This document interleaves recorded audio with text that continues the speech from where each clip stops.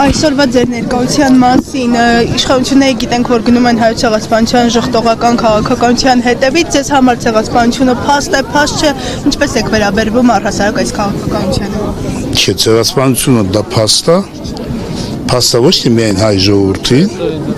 այլ նաև 30 եւ ավել պետություն ճանաչել են ցեղասպանությունը եւ դա փաստ է,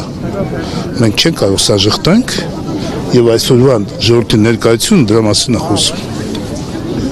Նաև գիտենք, որ առաջիկայում պատրաստում եք ընտրությունների, ձեր շանսերը ինչպես եք գնահատում։ Դե գիտեք, այսօր այդ շանսերի մասին չխոսենք, եկեք այս թեմայով խոսենք։ Ես ավելի լավ է ձեզ ավելացնեմ ուրիշ բան, սրա հետ կապված։ Գիտեք ինչ, օրինակներ են բերում, որ ցեղասպանություն եղել է, չէ՞։ Ասենք թե օրինակ են բերում այլ պետություններ, հետո հաշտվել են։ Հա, եղել են պատմության մեջ այդպիսի բաներ, բայց Թուրքիան մինչև այսօր չի ճանաչում, չի ուզում, ավելին Ղարաբաղի այդ ինչ որ տեղի ունեցավ, դա այդ ցեղասպանության շարունակությունը այլ ձևով։ Եվ հիմա ինչ որ կատարվում, ասենք թե Մեղրիի հետ,